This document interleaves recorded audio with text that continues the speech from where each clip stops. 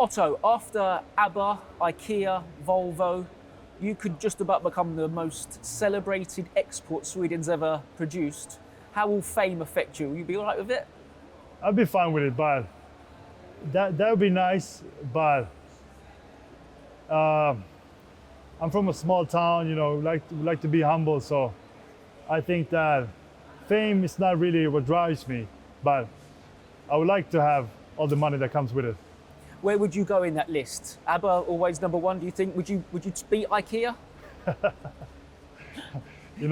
Those ABBA and IKEA, that's such big. ABBA as a band, of course, and IKEA as a company, forget about it. There's no way beating that. But then we've had really good people coming out of Sweden. Yes, as athletes, a lot of hockey players that I used to look up to when I was younger, football players. Henrik Larsson, that was in Celtic, very good player. We have Ibrahimovich, that's been a lot of places. So this is going to be very hard to beat those guys. Also, I got to mention Ingemar Johansson, the first Swedish heavyweight world champion. He's still very big in Sweden. I grew up hearing a lot of stories about him. And so that's why we feel now, he was the heavyweight champion in 1959. So now 60-something years later, we feel like it's time to have a new one.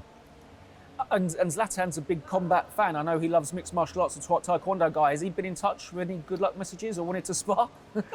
I haven't heard from him, honestly, but I like him a lot. Yeah, I always looked up to him. One other sports person whose career you've impacted on is Lucy Wildheart.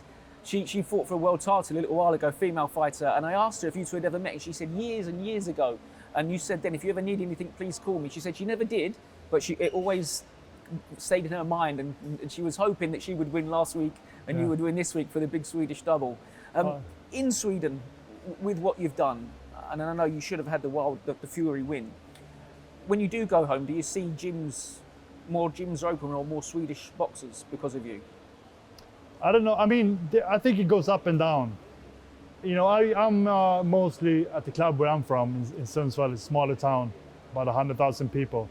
That's where I started, and that's where I go back.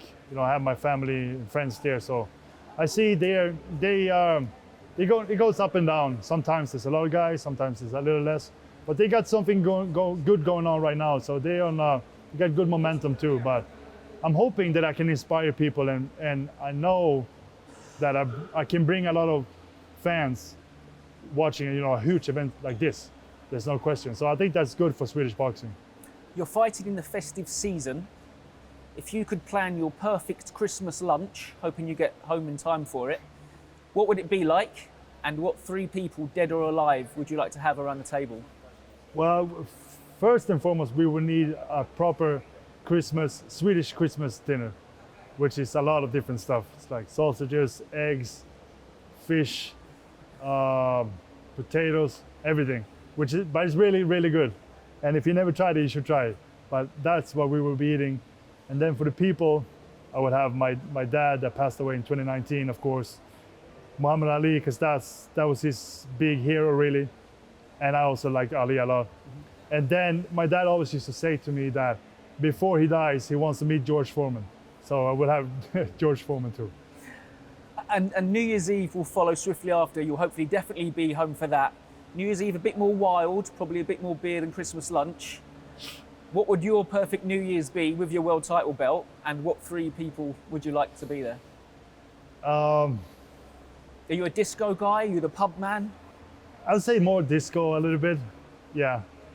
But you know what? I never met the Swedish King. I would like to meet him. He seems like a pretty funny guy, actually. And I know he used to be pretty wild when he was younger. I heard stories when I was in Stockholm. The cab drivers told me that when he went out, he would bring people back to the castle for the after party. So I would like to bring the Swedish King, and then I bring my favorite hockey player, Peter Forsberg. He was a huge guy. What an amazing hockey player. I don't know how much you know about him, but he was fantastic. Very, very tough guy too.